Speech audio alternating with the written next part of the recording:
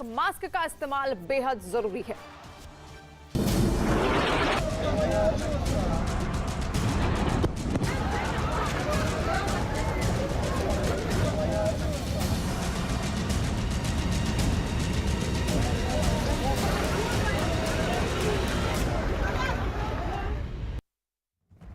अफगानिस्तान की राजधानी काबुल से लोगों को निकाले जाने के दौरान एयरपोर्ट के पास एक के बाद एक 3 धमाके हुए। इस आतंकी हमले में अब तक 90 लोगों की मौत हो गई है और 200 से ज्यादा लोग घायल हो गए हैं। मारे गए लोगों में 13 अमेरिकी सैनिक शामिल हैं और यही नहीं, 15 अमेरिकी सैनिक बुरी तरह से घायल भी हो गए हैं। बताया जा रहा है कि पहला धमाका काबुल एयरपोर्ट के एबे गेट के पास उस वक्त हुआ जब वहां लोगों की भारी भीड़ जमा थी। तभी जोरदार धमाके से वहां सब कुछ दहल गया, हर तरफ धुएं का गुबार छा गया, लोगों के चीखने चिल्लाने की आवाजें आने लगी। यही नहीं, इसके बाद गोलियों की आवाजें भी पूरे इलाके में थर्रा उठा और इसके कुछ देर बाद दूसरा धमाका बैरन होटल के बाहर हुआ, जिससे वहां अफरा तफरी मच गई। देखते ही देखते वहां हर तरफ अफरा तफरी का माहौल बन गया। दहशत से भरे लोग इधर उधर भागने लगे। इन 2 धमाकों में घायल हुए लोगों को फौरन अस्पताल पहुंचाया गया, लेकिन इसके कुछ देर बाद ही वहां एयरपोर्ट के पास ही तीसरा धमाका हुआ। इन धमाकों की जिम्मेदारी आतंकी संगठन ISIS ने ली है और एक दिन पहले ही काबुल में अमेरिकी दूतावास ने एडवाइजरी जारी कर एयरपोर्ट के इसी हिस्से में हमले की चेतावनी दी थी। इस आतंकी हमले के बाद अमेरिका ने अपने नागरिकों से हर वक्त सतर्क रहने और भीड़-भाड़ वाली जगहों पर जाने से बचने की अपील की है। और काबुल एयरपोर्ट पर हुई इस आतंकी हमले के बाद से वहां कोहराम मचा हुआ है, हर तरफ अफरा तफरी का माहौल है। कई लोग जिंदगी और मौत के बीच झूल रहे हैं और इसी से जुड़ी 5 तस्वीरें आपके सामने हैं। पहली तस्वीर काबुल एयरपोर्ट की है, जहां एक के बाद एक 3 धमाके हुए। दूसरी तस्वीर में धमाकों की वजह से एयरपोर्ट पर धूल और धुआं उठता हुआ दिखाई दे रहा है। तीसरी तस्वीर उन लोगों की है जिन्होंने इस आतंकी हमले में जान गंवा दी। चौथी तस्वीर धमाके के बाद वहां मची अफरा तफरी की है और 5वीं तस्वीर में आतंकी हमले में घायल लोगों को एम्बुलेंस की मदद से अस्पताल ले जाने की कोशिश की जा रही है।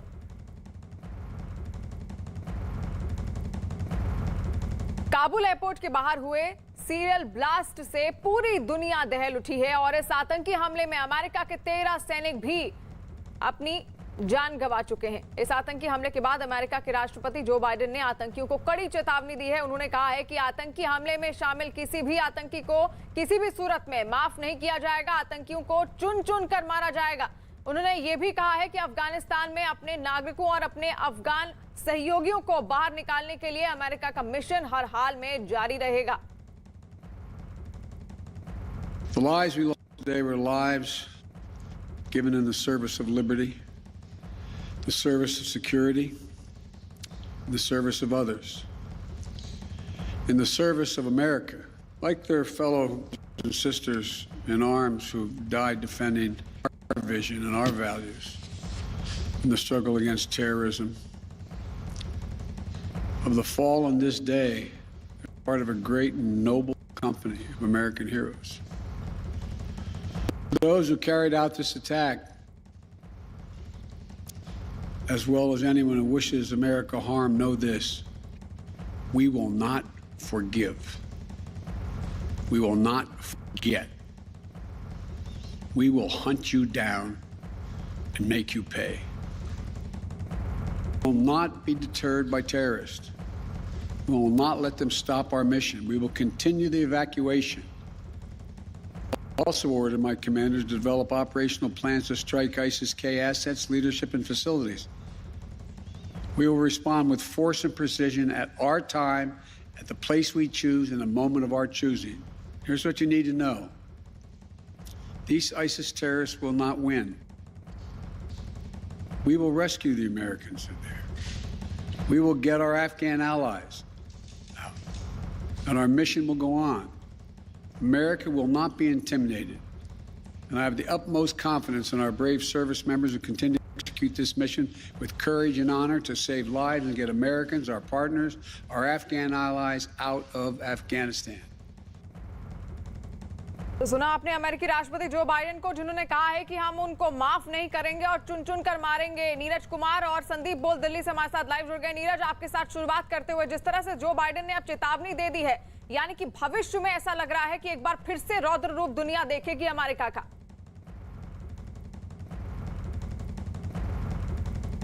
देखिए, इस बात की उम्मीद कम है, भले वो दावा करे, चेतावनी दे, तालिबान आईएसआईएस खुरासन जिसका जिक्र बार बार आ रहा है कि उसी ने इस पूरे हमले को अंजाम दिया है, उसके खिलाफ क्या कार्रवाई करेंगे अफगानिस्तान में जब तालिबान का कब्जा हो चुका है। देखिए, एक आंकड़ा आपको देते हैं, 2014 से 2020 के बीच में सिर्फ 96 यूएस के जवानों की मौत हुई थी तालिबान में पिछले 20 साल के शासन के, माफ कीजिएगा, अफगानिस्तान में पिछले 20 साल के शासन के दौरान। 2020 फरवरी 2020 से लेकर अब तक, यानी कल तक, किसी भी अमेरिकी सैनिक की मौत नहीं हुई थी, लेकिन कल की घटना में 10 से अधिक यूएस सैनिकों की मौत हुई है। तो कहीं ना कहीं अमेरिका के मुंह पे तमाचा है आईएसआईएस खुरासन की वजह से। और आईएसआईएस क्यों इस तरह के धमाके को अंजाम दे रहा है, उसकी भी एक वजह है, पिछले हाल के कुछ वर्षों में उसकी ताकत घटी है।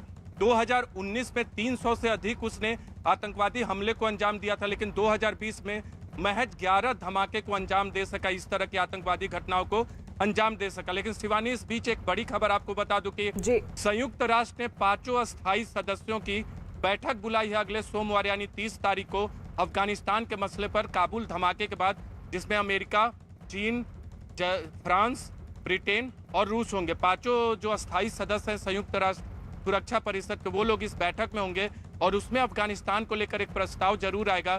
तो तालिबान की तरफ से बार बार ये दावा किया जाता है कि संयुक्त राष्ट्र और अंतर्राष्ट्रीय समुदाय की तरफ से मान्यता दी जाए।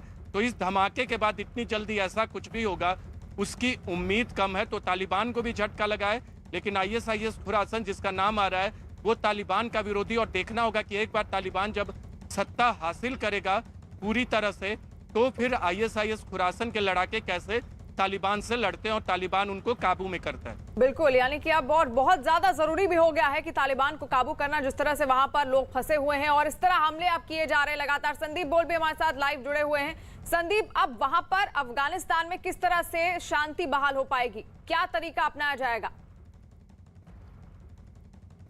देखिए, शांति बहाली का फिलहाल कोई रास्ता नज़र नहीं आ रहा है। अमेरिका की तरफ से चेतावनी दी जा चुकी है। तालिबान जो है इस घटना को, जो 3 ब्लास्ट हुए हैं, उसकी निंदा कर चुका है। लेकिन एक ऐसा फ्रैक्शन और भी है जो कि काफ़ी लंबे समय से एक्टिव था, और जब वहाँ पे उन लोगों को, वो आतंकी जो कि आईएसआईएस से जुड़े हुए थे, वो काबुल की जेलों में थे, और जब ये काबुल पे तालिबान का कब्जा हुआ और उन जेलों से उनको निकाला गया, उसके बाद से ही जो है अब स्थितियाँ ख़राब होती जा रही हैं। कल 3 धमाके हुए हैं और ऐसे में वहाँ सुरक्षा के हालातों के मद्देनज़र वहाँ कोई फ़ौज है नहीं, अमेरिका की कोई पुलिस नहीं, अमेरिका की फ़ौज ज़रूर है लेकिन अफगानिस्तान की कोई फ़ौज, पुलिस कोई भी एक्टिव नहीं है, जो भी है वहाँ तालिबान है। ऐसे में जब तक एयरपोर्ट के इर्द गिर्द या एयरपोर्ट पर अफगानिस्तान में अमेरिका का कब्जा रहेगा, तब तक तो अंदर के हालात बेहतर मान सकते हैं, लेकिन बाहर स्थितियाँ ख़राब है। हालांकि जो बाइडन ने यह भी इंडिकेट किया है कि अगर ज़रूरत पड़ी तो वो अतिरिक्त फौज फिर से भेज सकते हैं। तो ऐसे में अभी फ़िलहाल हालात तालिबान को देखना है कि उसको किस तरीके से शांत रखना है, क्योंकि तालिबान ने अभी तक किसी भी तरीके का एक्ट अमेरिका के फ़ौज के अगेंस्ट नहीं किया है। तो ऐसे में अब आईएसआईएस खुरासान, जो कि एक प्रोविंस मानता है, आईएसआईएस ने अपने अलग अलग प्रोविंस बांट दिए हैं और उसी के हिसाब से वो अपनी एक्टिविटी को चला रहा है। तो आईएसआईएस खुरासान के प्रोविंस में पाकिस्तान भी आता है, अफगानिस्तान भी आता है, हिंदुस्तान के कई इलाके भी आते हैं। तो ऐसे में अगर वो यहाँ पे एक्टिविटी बढ़ा रहा है तो ये तालिबान के लिए मुश्किल वाली बात है, क्योंकि अगर सुरक्षा हालातों की बात करें तो वो तालिबान जब से है तब से किस तरीके के हालात है सारी दुनिया ने देखा। पर अब आईएसआईएस के खुरासान जो अगर एक्टिवेट हो रहा है तो ऐसे में तालिबान की और ज़्यादा मुश्किलें बढ़ जाएंगी, क्योंकि वो कोशिश कर रहा है अंतर्राष्ट्रीय जगत के सामने अपने आप को स्टैब्लिश करने के लिए। लेकिन अब ये जो 3 धमाके हुए हैं उससे ये साफ हो गया है कि आतंकवाद का चेहरा एक ही है और उनका काम सिर्फ और सिर्फ लोगों की जान लेना है, और यही वजह है कि बिल्कुल, और उनका काम केवल और केवल दहशत फैलाना है। और जिस तरह से ये हमले हुए हैं उसने पूरी दुनिया को एक बार हिलाकर रख दिया है। और इस आतंकी हमले में काबुल एयरपोर्ट की सुरक्षा में मौजूद अमेरिकी सेना के जवानों की भी जानें गई हैं। इसी से जुड़ी 3 तस्वीरें आपके सामने हैं। ये वो 3 तस्वीरें हैं जब धमाका हुआ और उसके बाद का क्या आलम वहां पर है। आप देख सकते हैं 13 अमेरिकी सैनिकों की मौत हुई है, कई अमेरिकी सैनिक घायल हैं और इस हमले की निंदा की है अमेरिकी राष्ट्रपति जो बाइडेन ने। तस्वीरें आप देख सकते हैं। और नीरज हमारे साथ जुड़े हुए हैं। नीरज, अब क्या तरीका अपनाया जाएगा और क्या अमेरिका, अब जिस तरह से वहां पर ये हमला हो गया है, धमाका हुआ, उसके कई सैनिक घायल हुए, कई मौत उनकी हो गई है, तो क्या अमेरिका अब अपनी गलती मानता है कि उसने वहां से अपनी सेना हटाई? देखिए, अमेरिका इस गलती को स्वीकार नहीं करता कि अफगानिस्तान से सेना को हटाना कोई गलत हुआ है, क्योंकि अमेरिकी प्रशासन का फैसला था। इससे पहले आपको याद होगा जब पिछले साल 2020 में ये तय हुआ था दोहा एग्रीमेंट के दौरान, जब अमेरिका और तालिबान के बीच ये समझौता साइन हुआ था कि अमेरिका वहां से हटेगा, तब ट्रंप की सरकार थी। मौजूदा में जो बाइडेन की सरकार है, तो ट्रंप के फैसले को जो बाइडेन ने तो पलटा नहीं। अमेरिकी प्रशासन और अमेरिका का फैसला है, तो अमेरिका ये स्वीकार नहीं करेगा कि उसका फैसला गलत है, और अमेरिका अपने हितों को देखता है। अमेरिका का हित पूरा हुआ 20 साल में अफगानिस्तान के पुनर्निर्माण और उसके विकास से उसको कोई बहुत मतलब नहीं था। 20 साल में उसने अपना हित देखा। एक वक्त में आतंकवाद चरम पे था, अमेरिका को उससे बहुत नुकसान हुआ था। 2001 का जो धमाका हुआ, तो वो 2001 का ट्विन टावर अटैक जो था, उसके बाद अमेरिका ने ये नीति बनाई थी कि वो अफगानिस्तान में जाएगा, और पहले ओसामा बिन लादेन को खत्म करने के बाद वहाँ 20 साल तक सत्ता चलाई। लेकिन अब ये है कि अमेरिका का फोकस फिलहाल ये है कि अपने लोगों को वहां से निकाला जाए। एक आकलन के मुताबिक अभी भी 1000 के आसपास अमेरिकी नागरिक वहां मौजूद हैं। 5800 तो अमेरिकी जवान वहां मौजूद है जो कि एयरपोर्ट पे कब्जा किए हुए हैं, और 1000 के आसपास अमेरिकी नागरिक है। तो पहले इवैक्यूएशन प्रोसेस पे उनका फोकस होगा। इसके अलावा अमेरिका के अलावा जो दूसरे देश है, नीदरलैंड की बात करें, फ्रांस आज अपना वाइंड अप करेगा evacuation process, Canada wind up कर चुका है वहां से, और कई देश जो हैं वो अपनी इवैक्यूएशन प्रोसेस को खत्म करने का ऐलान करेंगे। तो अमेरिका का फोकस होगा कि इवैक्यूएशन प्रक्रिया को जारी अमेरिका रखें, यही कोशिश करेगा कि इसके जितने भी नागरिक वहां पर फंसे जल्द से जल्द उनको निकाला जाए। लेकिन अब जिस तरह से कल वहां पर 3 धमाके हुए हैं, उसने पूरी दुनिया को दहला दिया है, और खासतौर पर ये अमेरिका के लिए क्या पूरी दुनिया के लिए चेतावनी और चुनौतियां भी बढ़ा दी हैं। वहीं काबुल एयरपोर्ट पर हुए इस आतंकी हमले की भारत ने भी कड़े शब्दों में निंदा की। विदेश मंत्रालय की तरफ से जो ट्वीट किया गया, उसमें लिखा गया कि हम काबुल में हुए बम धमाकों की कड़ी निंदा करते हैं। इस आतंकवादी हमले में मारे गए लोगों के परिवारों के प्रति हमारी हार्दिक संवेदना है। काबुल एयरपोर्ट पर हुए इस आतंकी हमले के बाद तालिबान की तरफ से एक ट्वीट किया गया, जिसमें लिखा गया कि इस्लामिक अमीरात काबुल हवाई अड्डे पर नागरिकों पर हुए हमले की कड़ी निंदा करता है। हमला उस इलाके में हुआ जहां सुरक्षा के लिए अमेरिकी सेना जिम्मेदार है। इस्लामिक अमीरात अपने लोगों की सुरक्षा और सुरक्षा पर पूरा ध्यान दे रहा है।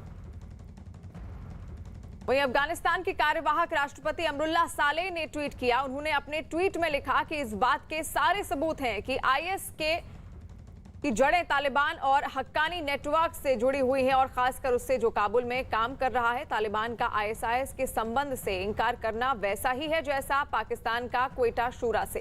तालिबान ने अपना आका से बहुत अच्छे से सीखा है। यानी कि लगातार कई ट्वीट्स आ रहे हैं, और जिस तरह से अपनी छवि सुधारने की कोशिश में है तालिबान, वो देखा जा सकता है, क्योंकि तालिबान ने खुद भी यहां पर कड़ी निंदा की है इस धमाके की, और ये कहा है कि वो एरिया वो था जहां पर अमेरिकी सैनिकों का उस वक्त कब्जा था जब ये धमाका हुआ है। यानी कि लगातार तालिबान अपनी छवि सुधारने की कोशिश कर रहा है, और उसने ये भी कहा है कि हम अपने नागरिकों की सुरक्षा खुद कर सकते हैं। उनकी जिम्मेदारी, उनकी सुरक्षा की जिम्मेदारी हमारी है। और वहीं जो कार्यवाहक राष्ट्रपति हैं इस वक्त अफगानिस्तान के, उन्होंने भी इसकी निंदा की है। अमरुल्लाह सालेह, जिन्होंने अफगानिस्तान के राष्ट्रपति अमरुल्लाह सालेह ने ट्वीट भी किया, और उन्होंने अपने ट्वीट में ये लिखा कि इस बात के सारे सबूत हैं कि आईएस की जड़ें तालिबान और हक्कानी नेटवर्क से जुड़ी हैं। और इस वक्त की बड़ी खबर, काबुल धमाके पर यूएनएससी की बैठक होगी। 30 अगस्त को यूएनएससी की बैठक होगी। लगातार जिस तरह से हालात अब बिगड़ते जा रहे हैं अफगानिस्तान में, उसको लेकर अब काबुल धमाके पर यूएनएससी की एक बैठक होने वाली है। 30 अगस्त को ये बैठक निर्धारित की गई है। जो भी सदस्य देश होंगे वो इसमें जुड़ेंगे, इस बैठक में शामिल होंगे। काबुल धमाके के बाद संयुक्त राष्ट्र सुरक्षा परिषद की 5 स्थायी सदस्यों की बैठक सोमवार को बुलाई गई है, और इस बैठक में अमेरिका, फ्रांस, रूस, चीन और ब्रिटेन के प्रतिनिधि होंगे शामिल, और संयुक्त राष्ट्र प्रमुख ने ये बैठक बुलाई है। अफगानिस्तान में आपको बता दें लगातार हालात बिगड़ते जा रहे हैं, और कल ही काबुल में 3 धमाके हुए हैं। नीरज हमारे साथ लाइव जुड़ गए। नीरज, अब क्या रणनीति बनाई जाएगी इस बैठक में? और ध्यान देने वाली बात यह है कि चीन भी यहाँ पर शामिल है इस बैठक में। देखिए, चीन इस सदस्य के तौर पे शामिल होगा, क्योंकि परमानेंट जो सिक्योरिटी काउंसिल के सदस्य उसमें चीन है, अमेरिका है, ब्रिटेन है, फ्रांस है और रूस है। आपको याद होगा 15 अगस्त के बाद जब काबुल पे तालिबान का कब्जा हो गया था, पूरे अफगानिस्तान पे कब्जा हो गया था, तो भारत के नेतृत्व में सिक्योरिटी काउंसिल की बैठक बुलाई गई थी 16 अगस्त को। उस बैठक में भी अफगानिस्तान को लेकर चर्चा हुई थी। लेकिन इस बैठक में काबुल धमाके के बाद ये बैठक होगी, और देखना होगा कि जो 5 सदस्य, अस्थायी सदस्य, और जिनके पास वीटो का अधिकार होता है किसी भी प्रस्ताव को लेकर, उनका रवैया क्या होता है इस पूरे मसले पर। रूस, चीन, इनका जो रवैया है अब तक वो थोड़ा तालिबान के पक्ष में रहा है, सॉफ्ट रहे हैं तालिबान को लेकर, तालिबान के कब्जे को लेकर। वो क्या रवैया अपनाते हैं। हालांकि रूस ने बार बार इस बात को दोहराया है कि संयुक्त राष्ट्र का जो स्टैंड होगा और आने वाले वक्त में तालिबान की जो पॉलिसी होगी उसके आधार पर वो आने वाले वक्त में फैसला करेंगे। देखिए, किसी तरह का रिकॉग्निशन होगा तालिबान के शासन को, इस बात की उम्मीद तो फिलहाल बहुत कम है आने वाले वक्त में। लेकिन एक और बात बिल्कुल, यानी कि जिस तरह से अपनी पैठ बनाने की कोशिश कर रहा है तालिबान, उसी को लेकर यूएनएससी की बैठक होगी। और खास बात यहाँ पर ध्यान देने वाली यह है कि इसमें वो दो सदस्य देश हैं, रूस और चीन, जो पहले ही तालिबान का समर्थन कर चुके हैं। अब देखना होगा कि इस बैठक में क्या निर्णय लिया जाता है, क्या रणनीति बनाई जाती है। वहीं अफगानिस्तान संकट पर गुरुवार को बुलाई गई सभी दलों की बैठक में टीएमसी सांसद सौगात राय ने सीएए का विरोध किया। सौगात राय ने कहा कि किसी को भी देश में ला सकते हैं और उसके लिए सीएए की जरूरत नहीं है। हालांकि सरकार की विरोधी शिवसेना ने सीएए का समर्थन किया। शिवसेना ने सरकार की तारीफ की और कहा कि सीएए की वजह से अल्पसंख्यकों को भारत में जगह दी जा रही है। शिवसेना ने कहा कि वो अफगान संकट पर पूरी तरह से केंद्र के साथ खड़ी है। शिवसेना सांसद गजानन कीर्तिकर जी, उनसे बात करते हैं। सर, इस पूरी मीटिंग में क्या हुआ था? सीए का मुद्दा क्यों अचानक आ गया सर? सीए का मुद्दा इसलिए आया कि ये जो अभी वहाँ से लोग जो इवैक्यूएट किए जाते हैं, उसमें तो ओरिजिनल इंडियन लोग जो नौकरी करते, वकालत में है, जो कॉन्ट्रैक्ट में है, वो उनको लाया गया। उसके साथ ही साथ वहाँ अफगानिस्तान में रहने वाले जो माइनॉरिटी है, हिंदू माइनॉरिटी, सिख माइनॉरिटी, वो भी आते हैं। उनके डर के बारे में आएंगे ज़रूर तालिबान आने के बाद। तो अभी फॉर्चुनेटली हम लोगों ने सीए कायदा किया, यानी कि हमारे माइनॉरिटी जो प्रदेश में अगर इधर आना चाहते तो उसको नागरिकत्व बहाल किया जाएगा। तो उसको ये बहाल किया जाएगा कि नहीं, मुद्दा उठाया था।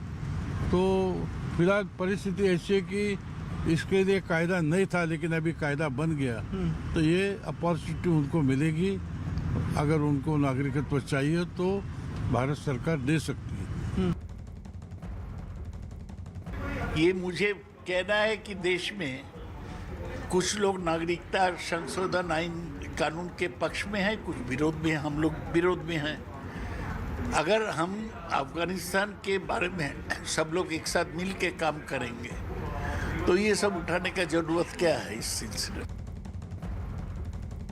और विवेक गुप्ता मुंबई से हमारे साथ लाइव जुड़ गए। विवेक, देखिए कल सर्वदलीय बैठक हुई देशहित को लेकर और अफगानिस्तान में जो हालात है उसको लेकर जानकारी भी दी गई, लेकिन बीच में सीएए का मुद्दा उठ गया और सियासी घमासान एक बार फिर से शुरू हो गया है सीएए को लेकर। बिल्कुल ठीक है शिवानी। आज में देखिए, कल सर्वदलीय की दिल्ली में मीटिंग हुई थी और उसमें जो टीएमसी के विधायक हैं उन्होंने साफ तौर पे सीए का मुद्दा अचानक उठा लिया था। उनका साफ तौर पे कहना है कि जब सब लोग आ ही रहे हैं तो फिर सीए की कोई ज़रूरत नहीं है। लेकिन दूसरी तरफ सबसे चौंकाने वाली बात ये थी कि जिस तरह से महाराष्ट्र में बीजेपी वर्सेस शिवसेना अभी कुछ दिन पहले देखा जा रहा था, लेकिन इस पूरे मुद्दे पर शिवसेना को रिप्रेजेंट कर रहे थे सांसद गजानन कीर्तिकर। गजानन कीर्तिकर ने उस मीटिंग में साफ तौर पे कहा कि वो सीए को लेकर केंद्र सरकार के साथ है। और जब कल न्यूज़ 18 इंडिया ने उनसे बातचीत की थी तो उन्होंने भी कहा था कि अफगानिस्तान मुद्दे पर जो भी हो रहा है उस पर शिवसेना पूरी तरह से केंद्र सरकार के साथ है, चाहे वो सीए का मुद्दा हो या फिर कोई एविक्यूशन का मुद्दा हो। पूरी तरीके से शिवसेना जो है वो केंद्र सरकार के साथ रहेगी। लेकिन जिस तरीके से सीए का मुद्दा बार बार उठाया जा रहा था, उसको लेकर शिवसेना ने अपना जो रूप है वो स्पष्ट रूप से क्लियर कर दिया है कि सीए के साथ शिवसेना है और इसी वजह से जो अल्पसंख्यक है उन्हें भारत लाने की कोशिश की जा रही है और उनको वहाँ पर मदद की मिल रही है। शिवानी जी बिल्कुल विवेक। और सीएए पर एक बार फिर से सियासी घमासान शुरू हो गया। आपको बता दें कि कल सर्वदलीय बैठक हुई थी जिसमें जानकारी दी गई विदेश मंत्रालय द्वारा कि आखिर अफगानिस्तान के लिए क्या कुछ किया जा रहा है। और वहीं पर मुद्दा छिड़ गया सीएए का भी, जहां पर शिवसेना ने इसका समर्थन किया है और टीएमसी ने सीएए का एक बार फिर से विरोध किया। वहीं यूपी सरकार में मंत्री बलदेव सिंह औलख ने अफगानिस्तान से आए हिंदू और सिख समुदाय के लोगों को रामपुर के बिलासपुर में रहने के लिए जगह देने की बात कही। औलख ने केंद्रीय गृह मंत्री अमित शाह को चिट्ठी लिखकर कहा कि बिलासपुर के लोग अफगानिस्तान से आए लोगों को जमीन देने को तैयार हैं। पाकिस्तान से बहुत सारे लोग यहाँ पर हमारे तराई बेल्ट में बसे हुए हैं और मैं आग्रह किया है माननीय गृह मंत्री जी से कि जो लोग वहाँ पे आप फंसे हुए लोगों को यहाँ पर लेके आए हैं और ये हमारे सारे समाज के लोग, हमारे लोग, चाहे वहाँ से हिंदू आए हों चाहे सिख आए हों, उनको यहाँ पर सम्मान के साथ उनको जगह रहने के लिए और कारोबार करने के लिए यहाँ पर हम सब लोग तैयार हैं। और केंद्रीय मंत्री रामदास अठावले ने भी कहा कि अफगानिस्तान से आए लोगों को भारत में बसाने के लिए जगह देनी चाहिए।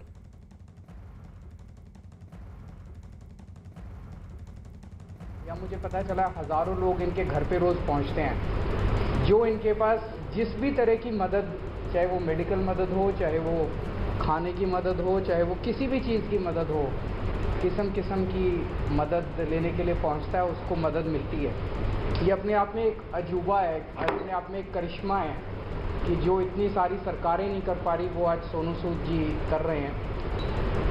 तो अभी इनके साथ काफ़ी लंबी बातचीत हुई, हमने समझा इनके सारे जो काम उसके ऊपर काफ़ी लंबी बातचीत हुई, जो काम ये कर रहे हैं, कैसे कर रहे हैं, इतना बड़ा नेटवर्क इन्होंने कैसे बनाया, इतने रिसोर्सेज कैसे आए। हमने दिल्ली सरकार में जो अच्छे काम चल रहे हैं उसके बारे में भी सोनू सूद जी को हमने बताया। एक जो अच्छा डेवलपमेंट है कि जो हमारा दिल्ली में हम देश के मेंटोर्स नाम से कार्यक्रम अभी पायलट बेसिस पे चल रहा था, अब कुछ दिनों के बाद इसको लॉन्च किया जाएगा। मैं बहुत ब्रीफली इसको बता देता हूँ कि जैसे जो खासकर सरकारी स्कूलों में हमारे बच्चे पढ़ते हैं, वो बच्चे बहुत गरीब बैकग्राउंड से आते हैं। उन बच्चों के परिवारों में उनको सही दिशा और गाइडेंस देने वाले लोग कम होते हैं। मान लीजिए कोई बच्चा फैशन डिज़ाइनर बनना चाहता है, कोई बच्चा सिंगर बनना चाहता है, कोई बच्चा कोई पर्टिकुलर करियर, उसे पता नहीं होता मैं कहाँ जाऊँ, किसके पास जाऊँ, कैसे जाऊँ। उसके परिवार के लोग भी उसको नहीं बता पाते। ऐसे में हम लोग अपील कर रहे हैं देश के लोगों से, जो पढ़े लिखे लोग हैं, कि आप आइए, सामने आइए और सरकारी स्कूल के 1, 2, 3 जितने भी आप बच्चे ले सकते हैं, आप उतने बच्चों को के मेंटोर बनिए। तो उनसे आप लगातार फ़ोन पे बातचीत करते रहिए, उनको फ़ोन पे आप गाइड करते रहिए, बच्चे आपको फ़ोन कर करके पूछते रहेंगे।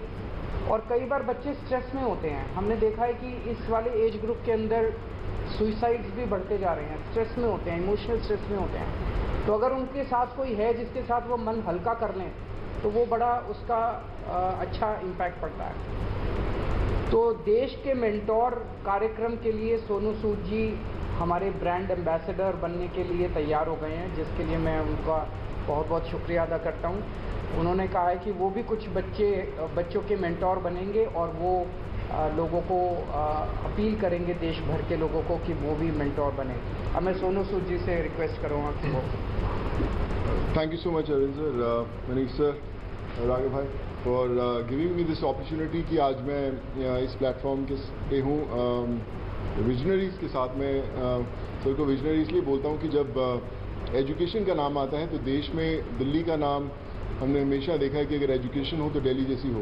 And I think it's very important कि हमारे देश में अगर ग्रोथ तभी हो सकती है जब एजुकेशन का स्तर बढ़ेगा। और मुझे बताने की ज़रूरत नहीं है कि दिल्ली में किस लेवल का चेंजेस आया है, and all thanks to sir for that. जब लॉकडाउन शुरू हुआ, लाखों माइग्रेंट्स के साथ, लोगों के साथ जुड़े, उनकी मेडिकल की प्रॉब्लम देखी, तो एक एजुकेशन एक बहुत बड़ा मुद्दा था। पहले लॉकडाउन में करीबन 2000 से 2200 बच्चों को हमने पढ़ाया और अभी करीबन 20,000 बच्चों को सू चैरिटी फाउंडेशन हम लोग पढ़ा रहे हैं। लेकिन जैसा अरविंद सर ने कहा कि एक बहुत बड़ा क्वेश्चन मार्क होता है कि उनको पता नहीं है कि क्या करना है, मैं क्या करूं। कई बार हमारे जो अच्छी फैमिलीज़ के माँ बाप होते हैं, वो पढ़े लिखे होते हैं, बताते हैं कि भैया आपको इंजीनियर बनना है, डॉक्टर बनना है, MBA कीजिए, कोई भी कीजिए। लेकिन ऐसे बहुत सारे फैमिलीज़ हैं जिनको बताने वाला कोई नहीं है। उनको एक रास्ता तो दे दिया आपने, एक प्लेटफॉर्म दे दिया, अच्छा स्कूल दिया, अच्छा स्तर दिया, लेकिन उन्हें बताने वाला नहीं कि आप करें क्या, दिशा कौन सी पकड़े।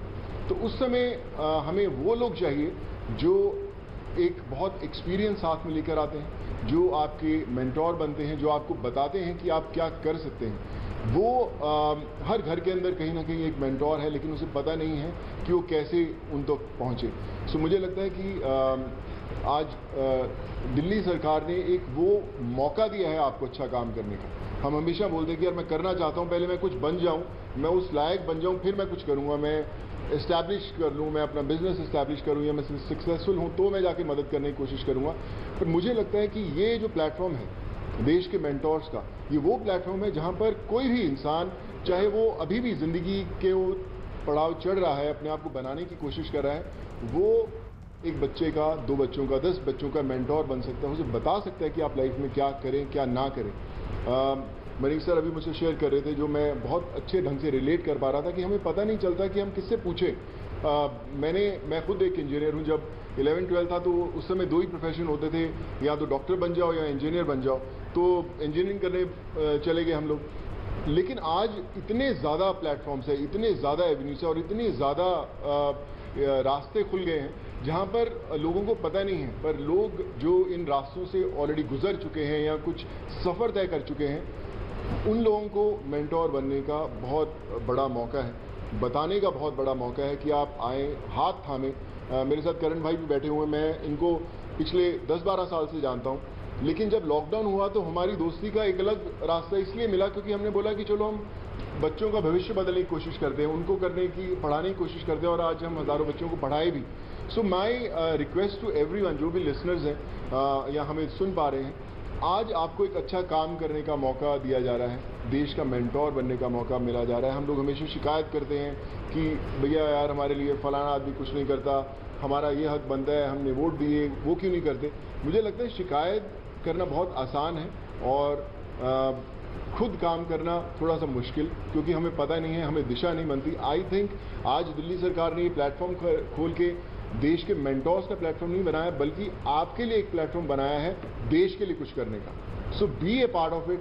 चुनिए उन बच्चों को। आज हर एक बच्चा, अगर आप एक भी बच्चे को दिशा दे पाते हैं और उसे बना पाते हैं, सो आई थिंक उससे बड़ी देश भक्ति वाली कोई फीलिंग नहीं होगी और उससे बड़ा देश को योगदान नहीं होगा अगर आप वो कर पाएँ। So I think it's a great opportunity और आई फील ब्लेस्ड कि आज under the leadership of Arvind sir, Manish sir and Raghav bhai, कि they've given me an opportunity कि मैं और हज़ारों नहीं लाखों लोगों तक, लाखों स्टूडेंट्स तक पहुंच पाऊं और उनके मेंटोर बनने की कोशिश कर पाएं। So I think together we can and we will.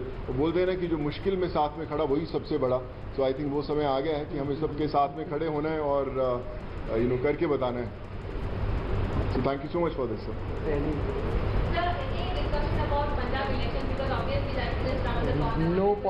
कोई पॉलिटिक्स ये उससे भी बड़ा मुद्दा है। मुझे लगता है इससे बड़ा कोई मुद्दा नहीं हो सकता। जी जी सर।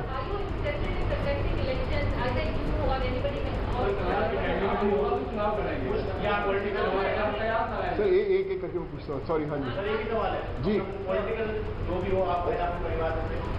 नहीं, nothing political.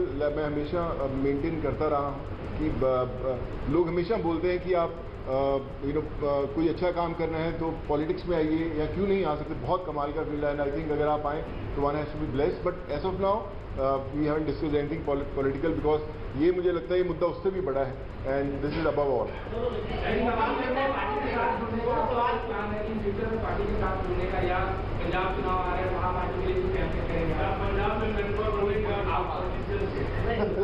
Like I said, we haven't discussed anything political. हमें इसी में इतना मजा आ रहा था बात करने में कि यार ये करें तो जी सर जो अच्छा काम करे सारे अच्छे हैं। मुझे कल आप अच्छा काम करें, मैं आपके पीछे आ जाऊंगा। सॉरी सर मुझे ना मैं बता रहा हूँ, पिछले जब मुझे पता भी नहीं था पॉलिटिक्स, तब से मुझे ऑफर्स आती रही हैं, लेकिन मैंने कभी सोचा नहीं करने का और इसलिए कभी पॉलिटिकल डिस्कस नहीं किया। स्कूल जो बनाए हैं जी, क्लास से सब लोग बड़े लोग आपकी तारीफ करते गए हैं। लगता है कि अब ऐसी जो चीजें हैं वो पंजाब में भी होनी चाहिए, और क्योंकि खुद अरविंद गए थे, मुख्यमंत्री सब लोग वहाँ जा रहे हैं, अपना पंजाब में प्रभारी भी बैठे हैं, तो लगता है कि ये लोग आकर भी पंजाब में कुछ बदलाव कर सकते हैं, ऐसा आपको लगता है क्या? देखिए मुझे ऐसा लगता है कि जिसकी सोच है ना उसको दिशा अपने आप दिख जाती है, और जो अरविंद सर की लीडरशिप में दिल्ली में हुआ है वो किसी को बताने की जरूरत नहीं, वो सिर्फ एक्सपीरियंस किया जा सकता है। और मुझे लगता है ना सिर्फ पंजाब, देश के हर कोने में होना बड़ा इम्पोर्टेंट है। हर एक नहीं तो मैंने सोचा कि कोई पॉलिटिकल मतलब सोच दूर तक नहीं हमारा हमने सोचा। अभी तो हम चाय पिए और देश के मेंटोर बनने की कोशिश कर रहे हैं हम लोग।